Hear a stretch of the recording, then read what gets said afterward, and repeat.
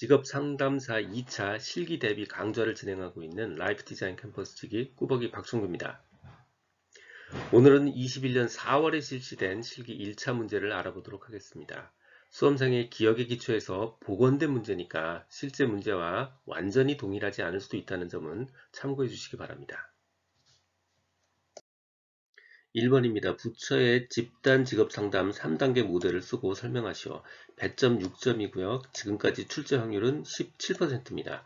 문제 접근 전략은 기본적으로 암기형입니다. 그래서 탐색 단계, 전환 단계, 행동 단계라는 단어를 외워줘야 되고요. 흔히들 탐전행이라는 말로 첫 글자를 따서 외우기도 합니다. 근데 생각해보면 우리가 집단 직업 상담을 항상 이렇게 해왔어요. 자, 첫 번째, 사람들 만나면 아이스 브레이킹 하고요. 즉, 자기 개방하고요. 그 다음에 각각 개인들의 흥미와 적성에 대한 여러 가지 탐색을 합니다. 그리고 서로들 피드백을 주고받죠. 이런 단계가 바로 탐색 단계고요. 탐색 단계가 끝나면 이번에는 직업 세계와 각각의 개인 간의 연결 작업을 합니다. 이게 바로 전환 단계죠. 그리고 마지막으로는 목표 설정을 하고 행동 계획을 수립하고 장기적인 의사결정을 합니다. 이게 바로 행동 단계죠. 자, 어찌됐건 탐색 단계, 전환 단계, 행동 단계를 쓰고요. 각각의 간단한 기본적인 개념을 적어주시면 됩니다.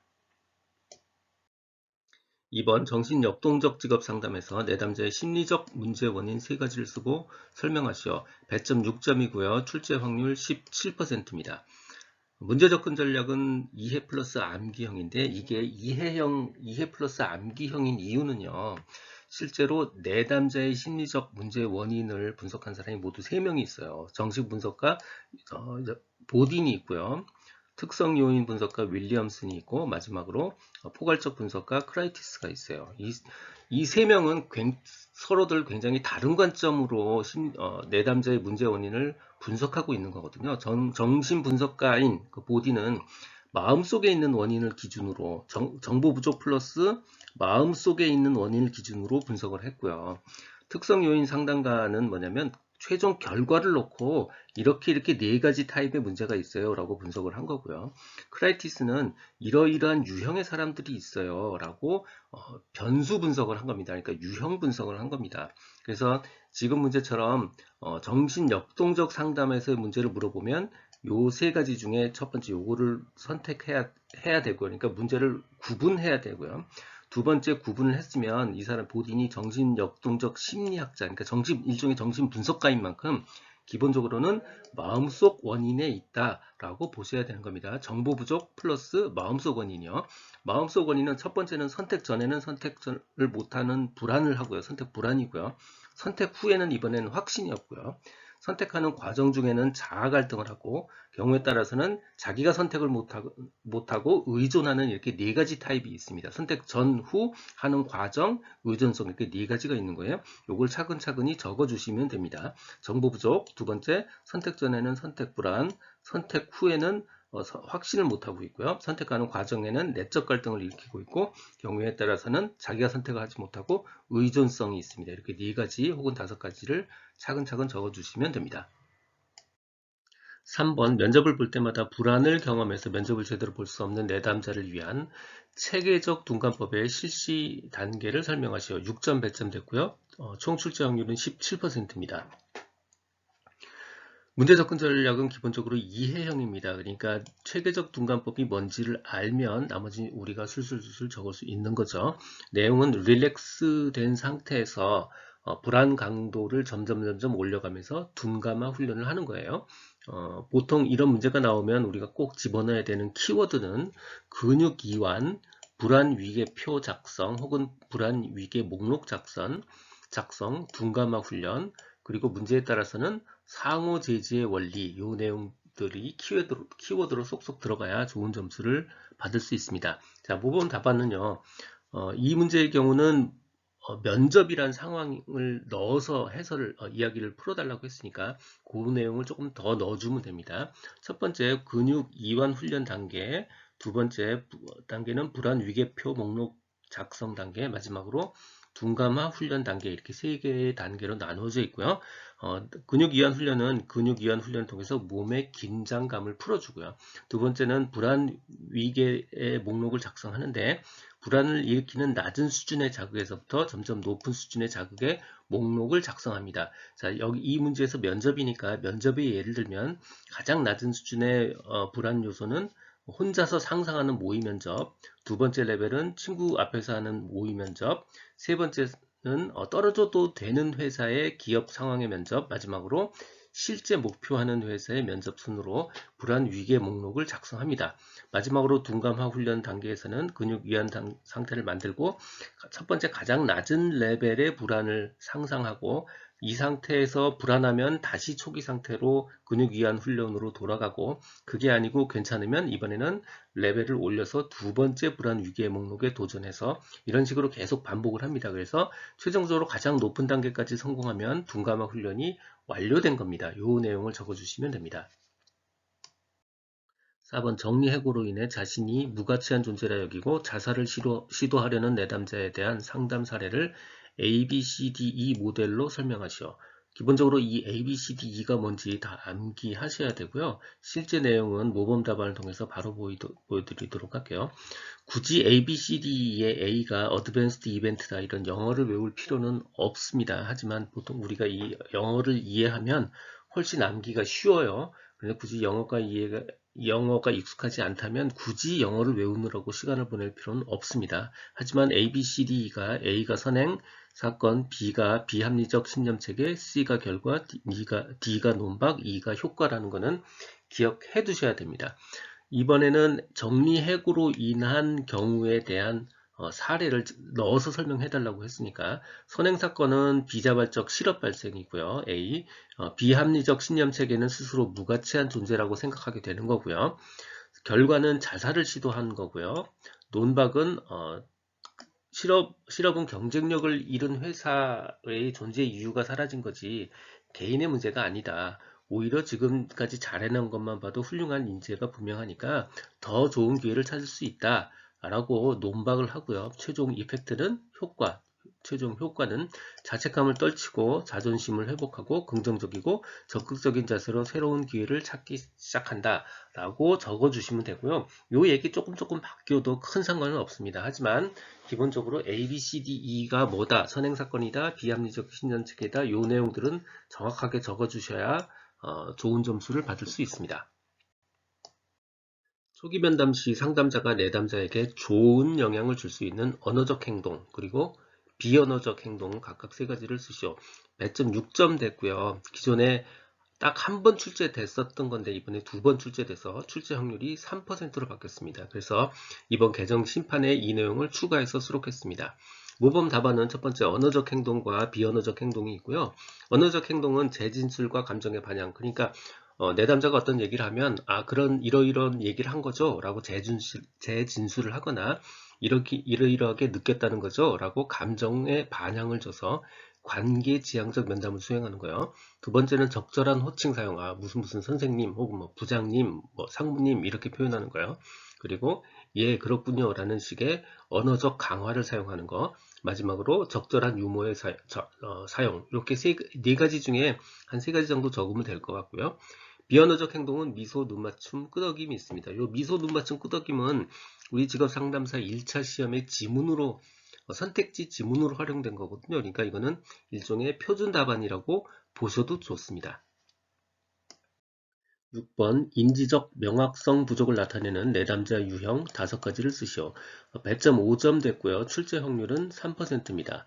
모범 답안은 오정보 2개, 단순 오정보, 복잡한 오정보, 그 다음 구체성 결여, 가정된 불가능, 원인과 결과의 착오, 강박적 사고, 요거 중에서 5가지를 골라 쓰시면 됩니다.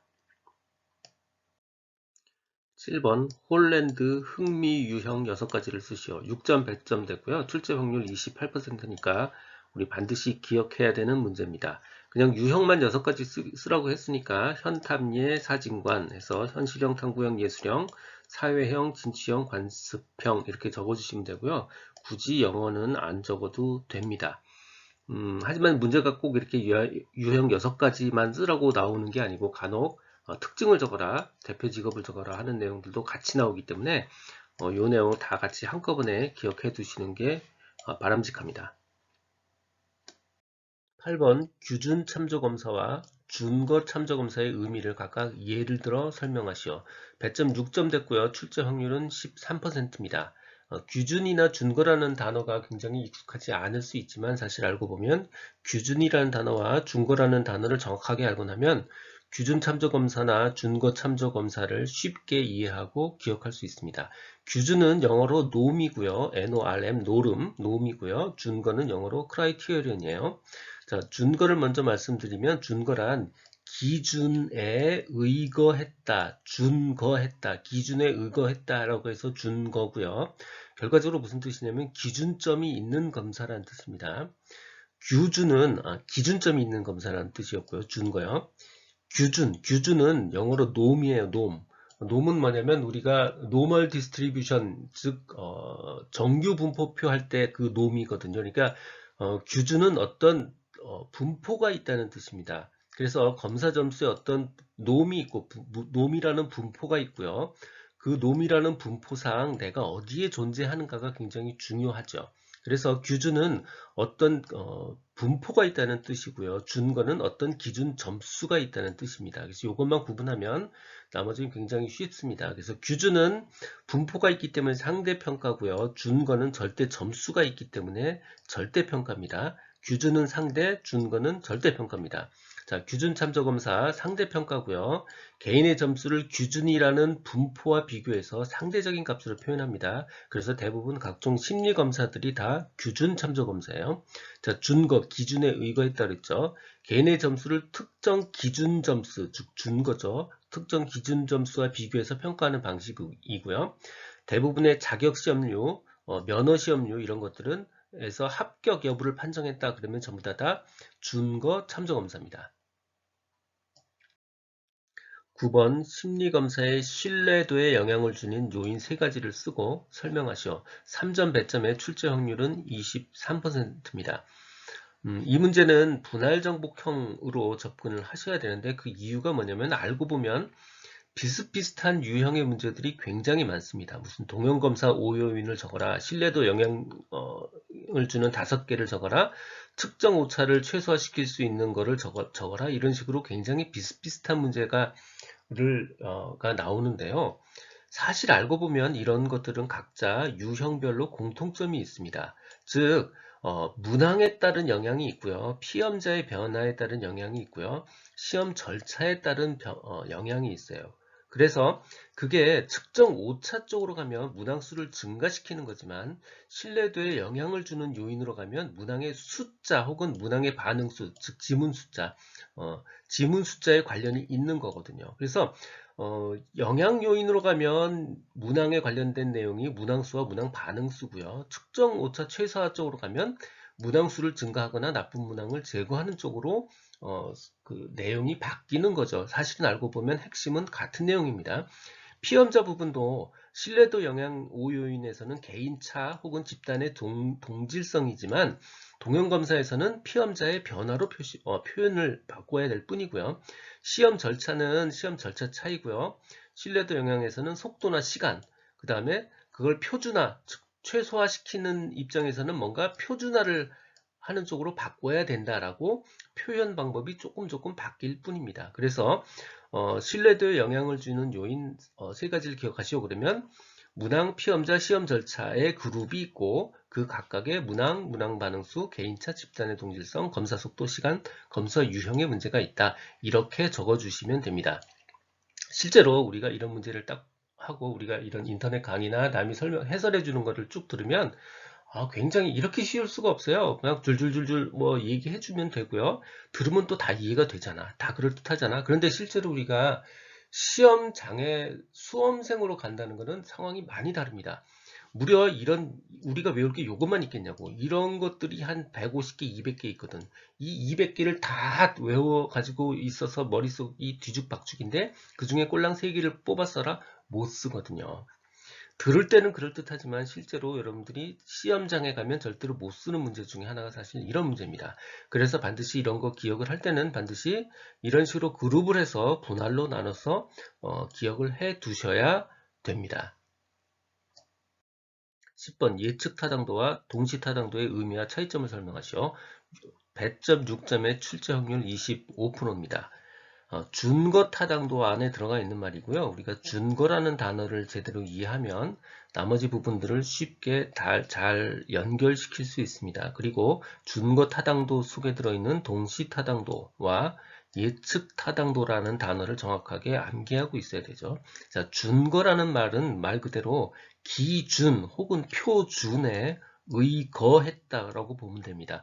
준에 기준 표준에 의거했다. 그래서 준거라고 하고요. 그 준거는 영어로 크라이티어런이에요. 그래서 준거란 얘기는 일정한 기준에 의거해서 어떠어떠한 행위를 한다라는 뜻입니다. 그래서 준거 타당도의 두 가지 종류, 동시 타당도와 예측 타당도가 있는데 이거 모두 어떤 특정한 기준이 있어서 그 기준과의 상관관계로 타당도를 판정하는 것을 말합니다. 그리고 그 기준이라는 것은 동시 타당도는 지금 시대의 표준적 심리검사고요. 예측 타당도의 기준은 미래 행동 결과를 얘기하는 겁니다. 그래서 이 내용을 그대로 연결해서 적으면 되고요. 자, 예측 타당도 미래 예측에 초점을 맞춘 검사고요. 동시 타당도 현재에 초점을 맞춘 겁니다. 예측 타당도 검사 결과가 피험자의 미래 행동을 얼마나 잘 예측할 수 있는가를 나타내는 타당도고요. 동시 타당도 새로 지금 만들고 있는 검사와 이미 잘 알려진 기존 검사를 동시에 측정해서 두 검사 간의 상관관계를 측정해서 타당도를 판단하는 것, 이게 바로 동시 타당도입니다. 예측 타당도, 미래 예측, 동시 타당도, 현재 판단입니다. 스트롱의 직업 흥미 검사 척도 세 가지를 쓰고 설명하시오. 6점 배점의 출제 확률 9%입니다. 문제 접근 전략은 기본적인 이해가 필요하고요. 각각의 제목을 암기해 주셔야 됩니다. 기본 개념은 간단해요. 첫 번째는 홀랜드의 6가지 인성 모델 그대로 카피했습니다. 이제 그걸 그대로 카피해서 일반 직업 분류라고 했고요. 그 내용을 다시 한번 개인의 흥미를 기준으로 다시 세분화했어요. 그래서 그걸 기본 흥미 척도라고 부르고요. 마지막으로 개인의 일이나 학습 스타일을 가지고 한번 또 세분화했어요. 그걸 개인 특성 척도라고 부릅니다. 그래서 일반 직업 분류, 기본 흥미 척도, 개인 특성 척도라는 단어를 외워 주셔야 돼요. 외우는 방법으로 하나의 팁은 저는 이제 1개입니다. 스트롱 직업 흥미 척도는 1개입니다. 이렇게 외우는 것도 한 방법입니다. 일반 흥미 척도요. 개인 흥미 척도, 기본 흥미 척도 이렇게 세 가지를 기억해 주십니다. 일반 흥미 척도 홀랜드 6가지 주제로 구성되어 있다 이렇게 적어 주시면 되고요. 기본 흥미 척도 그거를 흥미로 세분화했다. 흥미로 마지막으로 개인 특성 척도 개인의 스타일에 따라서 구분한 겁니다. 그래서 일의 세계에 대한 개인이 선호하고 편안히 느끼는 것을 측정한다. 개인의 스타일로 세분했다. 이렇게 적어 주셔도 됩니다. 12번 직무 분석 방법 5가지를 쓰시오. 5점 배점의 출제 확률은 9%입니다. 제 책에는 4가지만 쓰라고 돼 있어서 적중률에서 1점을 뺐습니다. 자, 모범 답안은 최초 분석법에 들어가 있는 비교 확인법, 대입헌법, 면담법, 관찰법, 중요사건 기록법 이런 거 적으셔도 되고요. 그 외에 일반적인 직무 분석 방법을 아무거나 적으라고 했으니까 그 외에 체험법, 설문지법, 브레인스토밍법도 적으셔도 답이 됩니다. 13번 직무 스트레스로 인해 나타나는 행동 반응 5가지를 적으시오. 배점 5점이고요. 기존에 한 번 출제된 이력이 있었는데 이번에 2번 출제돼서 출제 확률이 3%로 바뀌었고요. 이 내용 개정 심판에 추가해서 수록했습니다. 전체적으로는 직무 스트레스로 인해서 반응해서 조직에 관해서 나타나는 특성을 적어라 그러면 요 밑에 것만 적어야 되고요. 그게 아니고 일반적 행동 반응을 적어라 그러면 개인 수준의 결과와 조직 수준의 결과 이렇게 나누어서 적어야 됩니다. 문제가 일반 행동적 반응을 내라고 했는지 혹은 조직에 어떤 영향을 미치는지를 했는지가 좀 문제가 불명확해요. 어찌됐건 그래서 답을 2가지를 다 제시해 드렸습니다. 첫 번째 개인 수준의 결과는 심혈관계 질환에 영향을 미친다. 정서불안 등 정신적 질환을 유발할 수도 있다라는 부분이고요. 조직 수준에서 결과는 사실 제일 중요한 건 이겁니다. 너무 높거나 낮은 스트레스는 직무 불만족과 직무 수행도를 떨어뜨리지만 적절한 수준의 스트레스는 직무 수행도를 높이기도 한다. 이거 되게 유명한 법칙이죠. 그래서 이 내용이 가장 중요하고요. 나머지는 우리 일반적으로 알고 있는 상식들입니다.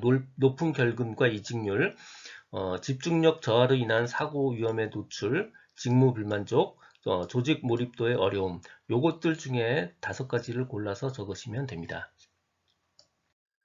14번 한국직업사전에 수록된 부가 직업정보를 5가지 쓰시오. 한국직업사전에 수록된 부가 직업정보 5가지요. 오전 배점의 출제 확률 13%입니다. 무려 5가지를 이 내용 자체는 사실 하나도 어려울 게 없어요. 그죠? 한번 누구나 들으면 다 이해가 되고 이해는 되지만 문제는 뭐냐? 막상 적으려면 못 쓰는 거죠.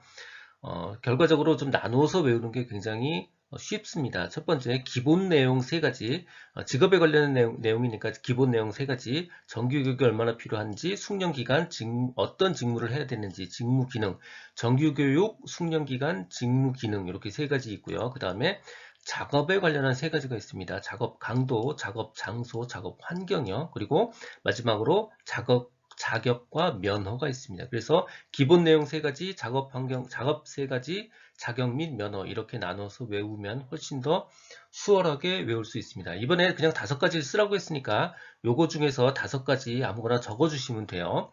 그런데 간혹 문제가 특히 요 위에 3가지 정규교육, 숙련기간, 직무기능은 내용을 설명하라는 경우가 출제되는 적도 있습니다. 그래서 요 3가지는 이번에는 적을 필요가 없지만 기본적으로 다음번에 공부하시는 분들은 내용도 같이 기억해 두실 필요가 있습니다. 15번 한국표준직업분류의 대분류 항목과 직능 수준과의 관계를 나타내는 표를 채우시오. 배점 5점의 출제 확률 11%입니다. 요거 그냥 그대로 표를 그냥 무작정 외우면 어렵기만 하고요. 특이한 것만 외우시는 게 낫습니다. 단순 노무 종사자 제1직능 수준 이거 기억하기 쉽죠. 관리자 및 전문가 및 관련 종사자 요거 3직능과 4직능입니다. 즉 관리자, 전문가, 관련 종사자 3직능 및 4직능이고요. 단순 노무자 1직능이고요. 나머지 모든 게 다 2직능이에요. 특히 하나 더 추가로 기억해야 될 거 이번에 바뀐 부분입니다. 군인은 2직능 이상입니다. 요거까지 참고로 같이 기억해 두시면 될 것 같습니다. 16번 산업활동, 산업분류의 정의를 적으라고 그랬어요. 6점이고요. 출제 확률은 9%입니다. 실제로 그 전에 기존 내용들의 산업활동, 산업활동의 범위까지는 들어가 있었는데 산업분류의 정의는 명확하게 되어 있지 않았습니다. 그래서 적중률에서 2점을 뺐고요. 개정 심판에 산업분류에 대한 정의도 명확하게 추가해서 다시 수록했습니다. 자, 답은요. 산업은 유사한 성질을 갖는 산업활동에 종사하는 생산 단위의 집합입니다. 그러니까 비슷한 거 모아놓으란 얘기예요. 그 다음 산업활동이라는 거는 재화 서비스를 제공하는 일련의 활동 과정이고요. 산업분류는 유사성에 따라서 유형화한 겁니다. 생산 단위가 주로 수행하고 있는 산업활동을 유사성에 따라서 유형화한 거예요. 마지막으로 산업활동의 범위는 가사활동은 빼고요. 영리활동, 비영리활동은 포함합니다. 물론 산업활동의 범위는 모든 곳에서 정의가 다 조금 달라요. 근데 여기서의 문제는 여기 지금 명확하게 그렇게 표시가 안 되어 있는데 분명히 문제가 이런 내용이 있었을 거라고 봐요. 한국표준산업분류에서 산업과 산업활동과 산업분류를 어떻게 정의합니까? 이렇게 물어본 거예요. 그러니까 한국표준산업분류에서는요. 가사활동은 안 쳐주고요. 영리활동은 쳐주고요. 비영리활동도 쳐줍니다. 그런데 어떤 데서는 비영리활동은 산업활동으로 안 쳐주는 데가 있어요. 다행스럽게 우리는 한국표준산업분류만 물어봐. 그러니까 다른 거 관심 갖지 마시고 그냥 이렇게 외우셔도 됩니다. 가사활동은 빼고 영리활동 들어가고 비영리활동 들어갑니다. 17번 K사가 생산하는 휴대용 의자의 개당 가격이 2,000원, 근로자의 시간당 임금은 10,000원이고 단위당 생산량이 요런 표와 같을 때 첫 번째 근로자 수가 5명일 때 노동의 평균 생산량을 구하시오. 요건 제일 쉽죠. 생산량이 30이고 근로자가 5명이니까 평균 생산량은 총생산 나누기 근로자 수에서 6을 얻을 수 있습니다. 그래서 1번이 쉽게 풀고요. 자, 2번이 진짜 문제예요. K사가 이윤을 극대화하기 위해 고용해야 할 근로자의 수와 노동의 한계 생산량을 구하시오. 한계 생산량을 구하라고 그랬어요. 배점은 6점 됐고요. 출제 확률은 모두 19%짜리 문제입니다. 아주 비슷비슷한 문제가 되게 많고요. 숫자만 조금 항상 바뀌어서 나와요. 그래서 어느 경우든 우리는 요 표 하나만 그대로 똑같이 베껴서 만들고 숫자만 바꾸면 됩니다. 첫 번째 인원수 여기 단위 넣어 있는 거 인원수 그대로 적고요. 두 번째 우리가 나오는 질문의 95% 이상은 전부 다 임금이 변하지 않아요. 임금이 변하지 않으면 곧 임금이 곧 한계 비용으로 잡아도 됩니다. 근데 어쩌다 한 문제에 임금이 변할 때가 있어. 한 명은 9,000원이고 드는데 2명을 고용할 때는 10,000원씩 줘야 되고 3명을 고용하면 11,000원씩 줘야 되고 이렇게 변할 때가 있어요. 그러면 요 방법을 쓰면 안 되고요. 그 내용을 여기서 다루기는 너무 이제 양이 많으니까 일단 요 문제에 집중하도록 할게요. 자, 임금이 일정하면 지금처럼 임금이 시간당 10,000원 이렇게 무조건 일정하면 임금이 곧 한계 비용입니다. 그냥 그대로 한계 비용은 다 10,000원으로 적으면 돼요. 가격은 아까 주어졌죠. 몽땅 다 2,000원 동일하고요. 임금이 동일하듯이 물건의 가격도 동일하고요. 생산량은 아까 표에서 주어졌습니다. 0, 10, 18, 23, 27, 30이요. 한계 생산량은요, 한 단계에 갈 때마다 생산의 증가분이에요. 그러니까 0에서 10로 갔으니까 한계 생산분은 10개의 차이가 났으니까 10이고요. 그러니까 여기서 여기 뺀 거예요. 10에서 18로 갈 때는 몇 개가 증가했냐면 8개만 증가한 거예요. 10에서 18로 갔으니까 얘는 8개만 증가했고요. 18개에서 23개로 갔으니까 얘는 5개만 증가했고요. 23에서 27개로 갔으니까 얘는 7개만 증가했고요. 27개에서 30개로 갔으니까 3개만 증가했습니다. 즉 한계 생산량은 처음에 크다가 점점 이렇게 줄어들죠. 한계 생산량, 즉 생산량의 증가분은 줄어들게 됩니다. 그래서 한계 생산물 가치는 바로 이 한계 생산량에다가 가격을 곱하면 돼요. 얘하고 얘를 곱하면 2만이요. 8하고 2,000 곱해서 16,000, 5하고 2,000 곱해서 4, 2,000, 8,000, 3, 2,000, 6,000에서 요 한계 생산물 가치를 이렇게 적습니다. 그래서 최종 요 한계 비용과 한계 생산물 가치가 같아지는 요 포인트가 바로 이윤의 극대화 포인트고요. 그때의 값을 찾아서 적으면 됩니다. 그때의 값이 노동자의 숫자가 몇 명이요? 네, 노동자의 숫자 3명이고요. 그 다음 노동의 한계 생산량은 몇 개? 5개입니다. 여기서 한계 생산물 가치를 물어보는 게 아니고 한계 생산량 몇 개 생산할 수 있어 물어본 거니까 한계 생산량은 5개고요. 그때의 인원수는 고용 인원수는 3명입니다. 18번 기혼 여성의 경제활동 참가율에 영향을 미치는 요인 3가지를 쓰고 설명하시오. 배점 6점의 출제 확률 9%입니다. 굉장히 많은 걸 적었지만 이 중에 기억나시는 거 3가지를 임의로 적어주시면 됩니다. 이 기준은 그 경제활동 참가율을 낮추는 요인을 기준으로 쓰여 있습니다. 자녀 수의 증가, 가계 생산 기술의 낙후, 소득 효과가 대체 효과를 압도하는 경우, 배우자의 소득이 증가하는 경우, 법적 제도적 장치의 부족, 고용시장의 경직, 선진국형의 경우는 여성의 교육 수준이 낮을 때, 요거 중에 3가지를 골라 쓰시면 될 것 같습니다. 이 내용은 블로그와 전자책에 동일하게 그 내용이 그대로 있습니다. 필요한 분들을 위해서 관련 링크는 동영상 아래에 정보창에 넣어두겠습니다. 도움이 되셨다면 좋아요, 구독 부탁드립니다. 지금까지 라디캠지기 꾸벅이 박정규였습니다. 감사합니다.